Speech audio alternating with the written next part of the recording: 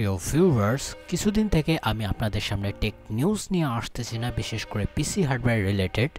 তো এর মূল কারণ ছিল কোনো ইন্টারেস্টিং নিউজ কিন্তু আমাদের হাতে ছিল না, আর বর্তমান সময় কিন্তু সেগুলো আবার ব্যাক করেছে। আর আমি চিন্তা করলাম কেননা আপনাদের জন্য এমন একটা টেক নিউজ নিয়ে আসা যায় যেটা আপনাকে অন্তত পক্ষে ভালো লাগবে, কারণ আপনারা অনেকেই টেকনোলজিকে ভালোবেসে থাকেন। So let's get started. তো প্রথমের যে নিউজটি আসছে এটি মূলত একটা রিপোর্ট এএমডির কাছ থেকে। তারা হয়তোবা আপনাদের জন্য একটা গ্রাফিক কার্ডকে প্রিপেয়ার করতে যাচ্ছে যেটা অবশ্যই মিড রেঞ্জ এবং হাই এন্ডের মাঝামাঝি পজিশনে থাকবে। আমি কথা বলছি AMD Radeon RX 9070 GRE edition, যেটা গ্লোবালি প্রচলিত হবে। তো গ্লোবাল কথাটা কেন মেনশন করলাম, কারণ অলরেডি চায়নার মার্কেটে RX 9070 GRE এডিশনের 12GBটা আছে, যেটা নো ডাউট যে ভালো একটা পজিশন করে নিতে পারেনি, কারণ এর দুইটা upper variant which is RX 9070 XT and non XT, সেগুলো না আসলেই যেই দামে আপনাকে পারফরমেন্স দিচ্ছে, যেরকম আর কি গ্লোবালি বলছি, বাংলাদেশের হিসাবটা একটু আলাদা হয়ে যায়, তো সেক্ষেত্রে কিন্তু এর ধারের কাছেও নেই। কারণ হিসেবে আপনাদেরকে দেখাতে পারি নাভি 48 XTX সিরিজে যেটা হয়েছিল, অর্থাৎ 9070 XT, সেটা 4096 কোরের সাথে আসছিল গ্রাফিক্স কোর। তার ছোটটা আসছিল মোটামুটি কম, অর্থাৎ 3584। এ পর্যন্ত তো ঠিক ছিল, অর্থাৎ এখানে আপনারা হয়তোবা 64/58 একটা কম্পিউট ইউনিট দেখতে পেরেছিলেন। ডিসেন্ট রকমের পারফরমেন্স করছিল এবং প্রাইসিংও মোটামুটি ভালোই ছিল। আর দুটাতেই ছিল 16 gigs অফ ভিডিও মেমোরি, তাও আবার 6.6 এর। তো এখন যদি এটার দিকে দেখি, তো এই যে জিআরই এডিশন এসেছিল চায়নার মার্কেটে 12GB ওয়ালা, তো সেটাতে কিন্তু শুধুমাত্র 48টা কম্পিউট ইউনিট ছিল, অর্থাৎ অনেকটা কম। কিন্তু আমরা যদি প্রাইসকে দেখি, তো দেখা যাচ্ছে যে RX 9070 নন এক্সটির মতোই এর প্রাইসিং, অনেক ক্ষেত্রে এর চেয়ে বেশি দেখা গিয়েছিল চাইনিজ মার্কেটে। তো এখন তারা আরেকটা জিনিস নিয়ে প্ল্যান করছে, হয়তোবা 16 গিগসের সাথে আসতে পারে উইথ খানিকটা পারফরমেন্স ইনক্রিজ করে। আমি জানি না তারা কয়টা কম্পিউট ইউনিট এখানে ব্যবহার করবে, আগের মতো 48 নাকি 50 অথবা 52 পর্যন্ত করতে পারে, আমার জানা নেই। টিডিপি ওরকমই দেখছি। তবে হ্যাঁ, এটা যদি নিয়ে আসে আর গ্লোবালি যদি এর প্রাইসটা টু বি অনেস্ট $500 বা তার নিচে নিয়ে আসে, এটা কিন্তু একটা বিশাল কি সেলিং ফিচার হতে পারে এএমডির জন্য। তারপরের যে নিউজটি আসছে সেটি ইন্টেলের কাছ থেকে, আর ইন্টেলের upcoming Nova Lake S desktop CPU, সেগুলোর কোর কমপ্লেক্স সম্পর্কে আপনারা জেনে গেছেন। অলরেডি 52 কোরের কথা আপনাদেরকে মেনশন করেছি, তবে এখানে 28 কোরের একটা সিপিইউকে দেখা গেছে, যেটা অবশ্যই বিএলএলসি টেকনোলজির সাথে আসতে পারে। আর তাছাড়াও আমি যদি ল্যাপটপের কথা বলি, তো হয়তো বা সর্বোচ্চ 28 কোরের সাথে আসতে পারে, যেগুলো আর কি টপ এন্ডের হবে। কিন্তু এখানে আরেকটা জিনিস হাইলাইটিং বিষয় হচ্ছে, এইবার 18A নোট দিয়ে হয়তো বা তারা প্রিসাইজ করার চিন্তা করবে মার্কেটকে। কিছু কোয়ালিটি স্যাম্পেলও হয়তো বা অনেকের কাছে চলে গিয়েছে। আমার মনে হয় যদি ইন্টেল এই জায়গায় সাকসেসফুল হতে পারে এবং তাদের 18A নোড অর্থাৎ 2 ন্যানোমিটারের কাছাকাছি এটা যদি সাকসেসফুল হয়, তো সেক্ষেত্রে কিন্তু একটা স্ট্যাবিলিটি আসবে ইন্টেলের ক্ষেত্রে। আর এর সম্পর্কে আমি পারফরমেন্স রিলেটেড কোনো কথা বলছি না। বাই দ্য ওয়ে, এবারও কিন্তু আবার সকেট চেঞ্জ হবে, অর্থাৎ LGA 1954। তবে এই সম্পর্কিত অর্থাৎ এএমডির মাদারবোর্ড সম্পর্কিত একটা ভিডিও করার চিন্তা করছি, স্ক্রিপ্ট রেডি আছে, কিন্তু আমি ভালো মাদারবোর্ডের ডিল পাচ্ছি না। অর্থাৎ একটা কম্পাইল ভিডিও হবে যে আপনার জন্য কোন মাদারবোর্ডটি সুটেবল হবে এএমডির জন্য এবং ইন ফিউচার আপনি কিভাবে ইউজ করবেন। তো এটা যদি দেখতে চান অবশ্যই কমেন্ট সেকশনে লিখে জানাতে পারেন। So now move on to the another news.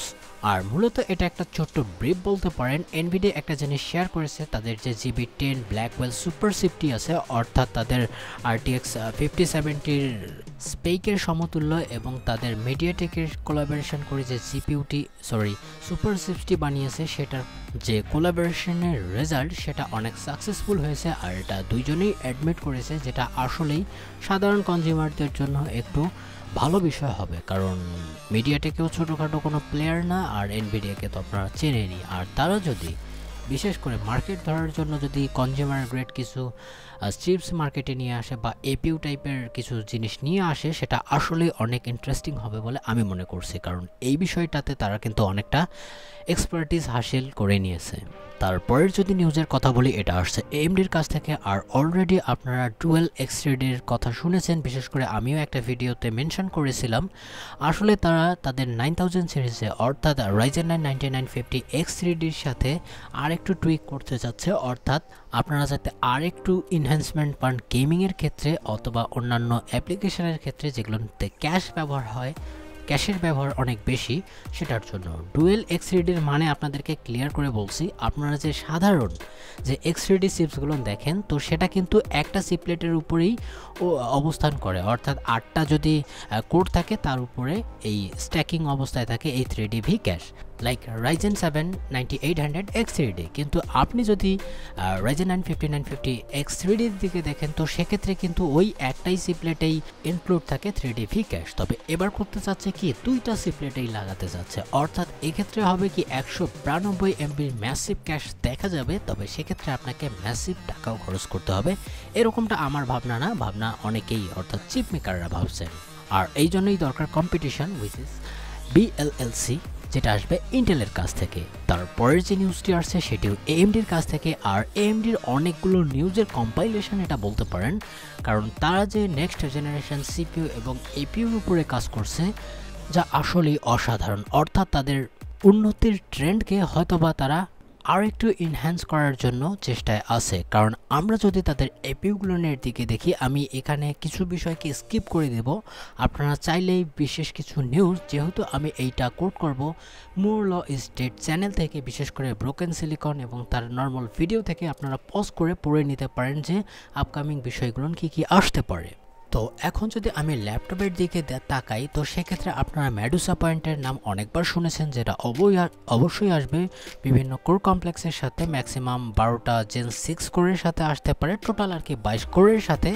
এগুলো আমি আপনাদেরকে আগেও বলেছি। আর আইজিপিইউ ইনক্লুড হয়ে আসতে পারে আরডিএনএ 3.5 আর্কিটেকচার থেকে 4 অথবা 5 পর্যন্ত, যেহেতু এটা এখনও কনফার্ম না।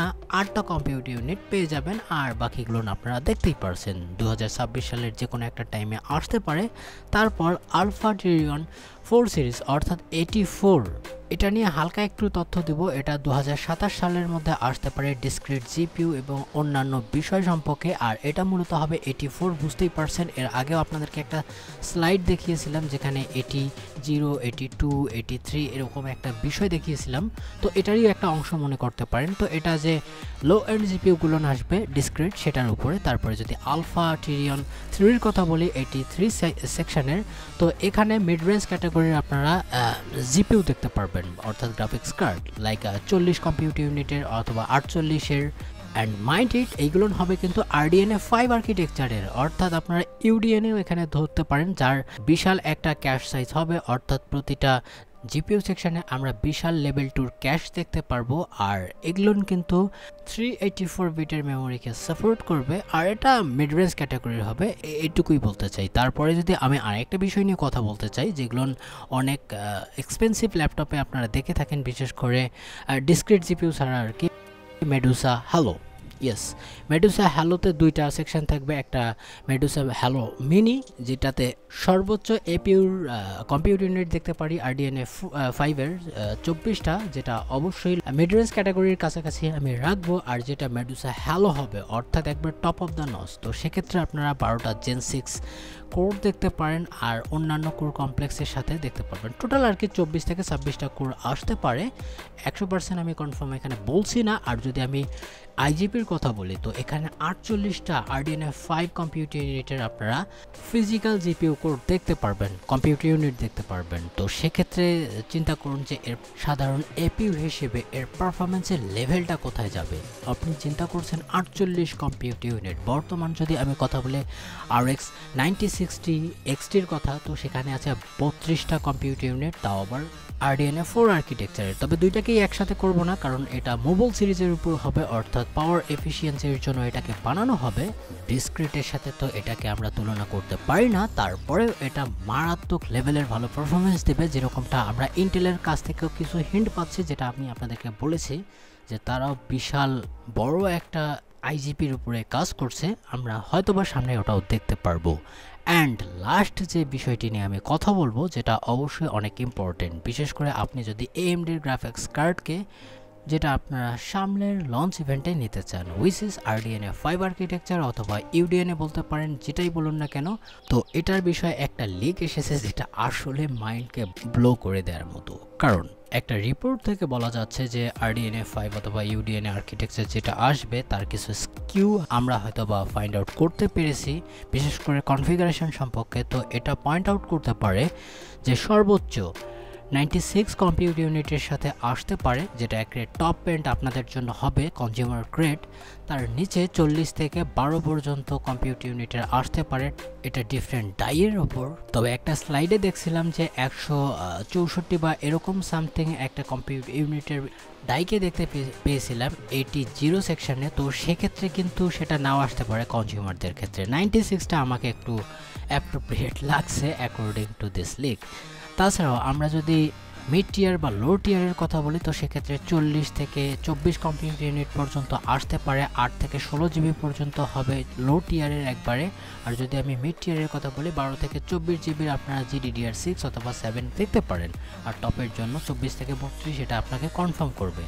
আর যদি একদমই এন্ট্রি টিয়ারের কথা বলি, তো 12 কম্পিউটার ইউনিট থাকতে পারে, 8 থেকে 16 জিবি পর্যন্ত। এগুলো অনেক প্রো সিরিজের সাথেও আসতে পারে, যাদের আর কি দরকার আউটপুটের মোটামুটি ভালো ভিডিও আউটপুটের তাদের জন্য। তবে এখানে আমি একটা জিনিস বুঝলাম না, ফ্ল্যাগশিপ টিয়ারে ধরলাম যে 96 আসছে, ঠিক আছে, অন্ততপক্ষে 84 না 70 থেকে 76-এর মধ্যে যদি কম্পিউটার ইউনিট রাখতে পারতো, অথবা ইভেন 64 পর্যন্ত রাখতে পারতো, তাও তো মনটা খুশি হতো যে Radeon RX 10কে 80 বা XT এই ধরনের জিপিইউ আসছে 64 কম্পিউটার ইউনিটের সাথে RDNA 5 আর্কিটেকচারের সাথে। এটা আসলে একটা ভালো পয়েন্ট মেক করতো। আমি জানি না তাদের প্ল্যান কি, তবে কেপলারের এই প্রেডিকশন অনেকদিন আগেই করেছে, সেটার অনুযায়ী কিন্তু আমরা ওকে মিক্স একটা বিষয় দেখতে পারছি। আর এবার কিন্তু মেমোরি বিট এবং বাস অনেকটাই বাড়াবে। আর তাছাড়াও যদি আমি তাদের জিপিইউর কোর কমপ্লেক্সের ওপর কথা বলি, তো হয়তো বা এবার শেডার অ্যারে থাকতে পারে ফ্ল্যাগশিপের জন্য 8টি, নিচেই থাকবে 4টি।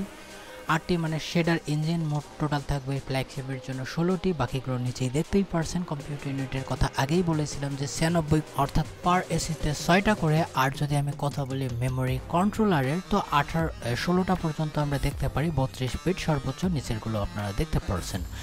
আর আমি আশা করি যে RDNA 5 আর্কিটেকচারের এটাই সবচেয়ে বিগেস্ট লিক আপনারা বলতে পারেন, বা আমিও বলতে পারি। ওভারঅল সবগুলোকে কম্পাইল করলে কিন্তু একটা ভালো পজিশন ধরে রাখতে পারছে AMD। আর এটার জন্য তো আপনার একটা লাইক দেওয়া উচিত। আর আপনার যদি কোনো থট থেকে থাকে বা প্রশ্ন থেকে থাকে যে আমরাও কি GRE এডিশন পাবো কিনা সস্তায় বাংলাদেশ মার্কেট অনুযায়ী, আর প্লিজ এখনও চ্যানেলটিকে সাবস্ক্রাইব না করে থাকলে করে ফেলুন। দেখা হতে পারে নেক্সট কোনো ইন্টারেস্টিং ভিডিওতে। ভালো থাকবেন, সুস্থ থাকবেন, বাই বাই।